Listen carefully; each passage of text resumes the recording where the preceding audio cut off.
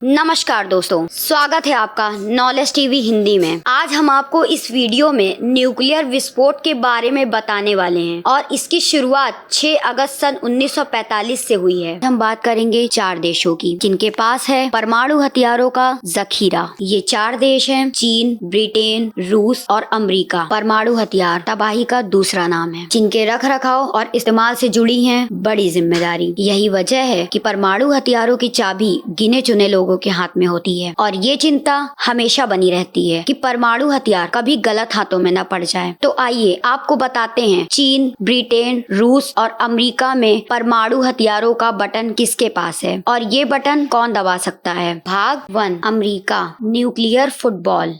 ये है हमारे पहले विशेषज्ञ ब्रूस ब्ला, जो अब इस दुनिया में नहीं है।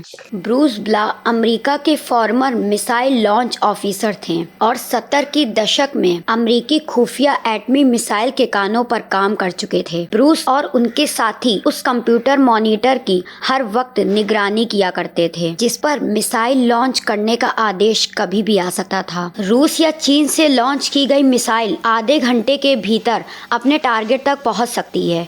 इसी तरह दुश्मन की पनडुब्बी से दागी गई मिसाइल 15 मिनट में अपने निशाने को तबाह कर सकती है। काले रंग का ये लेदर ब्रीफ केस दिखने में बड़ा साधारण है, लेकिन इसके अंदर खास तरह के उपकरण लगे हैं जिसके जरिए अमेरिकी राष्ट्रपति अपने सीनियर एडवाइजर और कुछ अन्य बेहद जरूरी लोगों से कभी भी बात कर सकते हैं। अमेरिका के पास हजारों न्यूक्लियर मिसाइलें हैं। उन्हें लॉन्च करने के लिए पेंटागन वार रूम को राष्ट्रपति के आदेश की जरूरत होती है, लेकिन राष्ट्रपति का आदेश भी तब माना जाता है जब वो अपनी एक खास आइडेंटिटी बताते हैं। राष्ट्रपति इसे हमेशा अपने पास रखते हैं। यही वो कार्ड है जिसकी वजह से अमेरिकी राष्ट्रपति को दुनिया का सबसे ताकतवर व्यक्ति कहा जाता है। राष्ट्रपति से मंजूरी मिलने के बाद चंद मिनट के भीतर न्यूक्लियर मिसाइल्स को लॉन्च किया जाता है। ये बात थी साल 1973 की, जब अरब और इसराइल जंग के मैदान में आमने सामने थे। राहत की बात रही कि न्यूक्लियर वॉर की नौबत नहीं आई। इससे पहले 1960 के दशक में क्यूबा मिसाइल संकट के दौरान अमेरिका और सोवियत संघ न्यूक्लियर वॉर के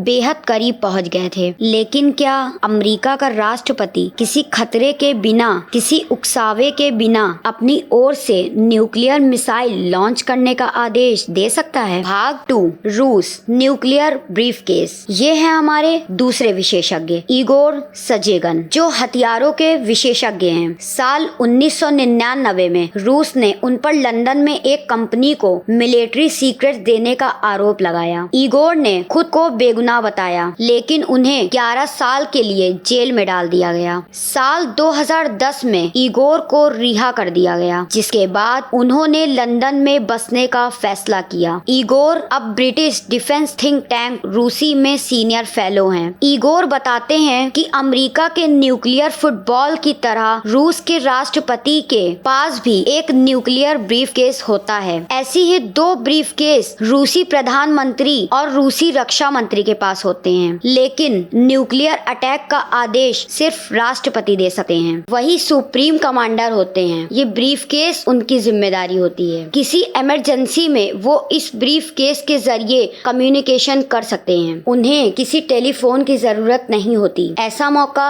सिर्फ एक बार आया जब रूसी राष्ट्रपति को इस ब्रीफकेस को खोलकर एक्टिव करना पड़ा। उस समय बोरिस येल्सिन रूस के राष्ट्रपति थे। उन्हें वार्निंग सिग्नल मिला। तारीख थी 25 जनवरी साल 1995। ब्रीफकेस का अलार्म बजते ही लाइट जलने लगी। दूसरी वार्निंग लाइट राष्ट्रपति की डिस्क पर जल रही थी। दूसरी रडारों को सीमा के पास पेरेंट सी के ऊपर एक मिसाइल नजर आई। मिसाइल तेजी से रूस की ओर बढ़ रही थी और समय बहुत कम था। रूस के परमाणु पनडुब्बियों को आदेश मिला पलटवार के लिए तैयार रहें, लेकिन रूस की फौज को समय रहते पता चल गया कि वार्निंग अलार्म एक फॉल्स अलार्म है। रूस की ओर बढ़ रही मिसाइल दरअसल नॉर्वे का रॉकेट है। भाग 3, ब्रिटेन, लास्ट रिजॉर्ट लेटर। ये है हमारे तीसरे विशेषज्ञ प्रोफेसर पीटर हेनेसी, जो साइलेंट डीप नामक किताब के सह लेखक हैं। ब्रिटेन के पास 4 बेहतरीन बेहतरीन पनडुब्बियां हैं, जिनमें एक पनडुब्बी नॉर्थ अटलांटिक महासागर में हमेशा तैनात रहती है, जो बस एक सिग्नल पर न्यूक्लियर अटैक कर सकती है। न्यूक्लियर मिसाइल लॉन्च करने का आदेश सिर्फ प्रधानमंत्री दे सकते हैं। ब्रिटेन के प्रधानमंत्री के एक आदेश पर रॉयल नेवी एक पनडुब्बी से न्यूक्लियर अटैक कर सकते हैं। इसके लिए ब्रिटिश प्रधानमंत्री नौसेना के 2 अधिकारियों को